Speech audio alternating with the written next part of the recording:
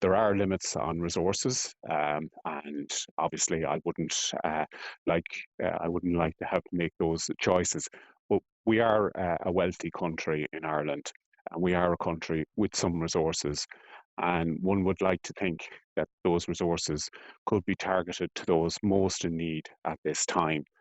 Um, and even before this particular crisis happened, we knew that many people uh, were struggling. As is, we've seen the numbers of people in energy arrears, 330,000 people. Uh, we've seen in ourselves, in the society, last November, we had our highest month in terms of requests for energy assistance. And my members throughout County Clare that are serving people, this would be one of the number one items, the energy costs that people that are afflicting people in the county. And I suppose Clare is a large county. I think it's the seventh largest in the country. Uh, there's a lot of people in rural areas. The bulk of the population live in rural areas. And people living in those areas generally have to pay higher costs in terms of their transport. Um, to get to work, to get to school, and also higher costs in terms of food. And there are less options for you if you're in a rural county in terms of getting to multiples and the shops. You have to travel further to get those bargains.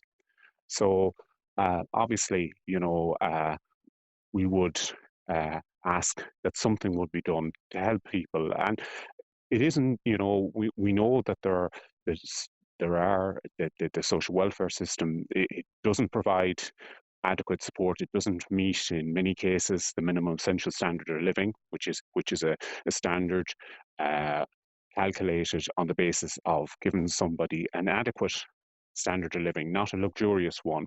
We know that it doesn't meet that, but we know that there are many people in employment too that are really, really struggling at the moment.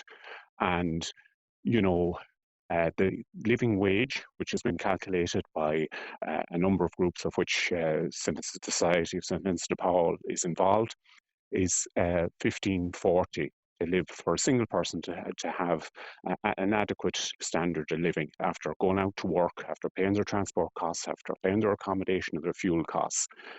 But the minimum wage falls about €1.15 shy of that. So um, you know, it's something that needs to be addressed to ensure that people can get through this particular crisis and have a reasonable standard of living and a comfortable standard of living. And I know, Dennis, that increasing the minimum wage would help those that are in the most vulnerable situation, but I'm sure yourself you can already see the dilemma that, for example, the hospitality industry are going to be hearing this and they're going to be saying, well, it's us paying for the minimum wage, and maybe to a business like that, for example, a hotel, a restaurant, a cafe, that's an additional cost to them. Of course, yes, that's right. And obviously, listen, I understand that everybody is under pressure. People are going to be under pressure in terms of fuel costs uh, and their energy costs. This is obviously going to challenge an already difficult situation. But we would hope that government could target supports to people most in need. Uh, there are things that can be done around the fuel allowance.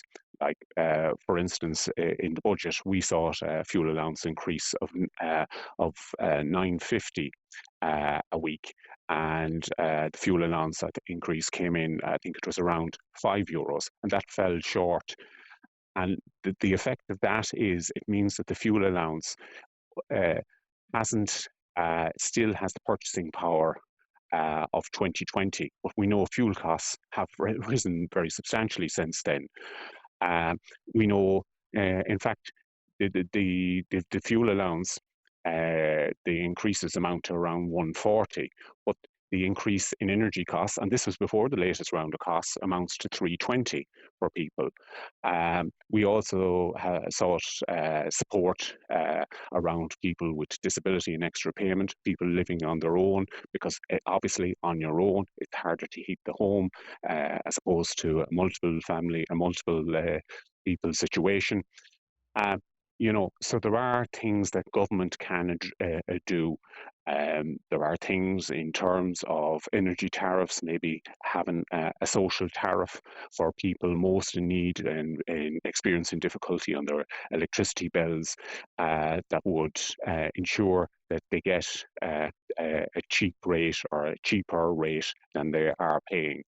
There are things that can be done in terms of ensuring that people have access to adequate accommodation. People need, to live an adequate life, you have to earn in a county like Clare. If you've a family, two parents and children, you need to be getting upwards of over €700 a week to have a reasonable standard of, and I'm not talking a luxurious one, I'm talking about just getting the basics here.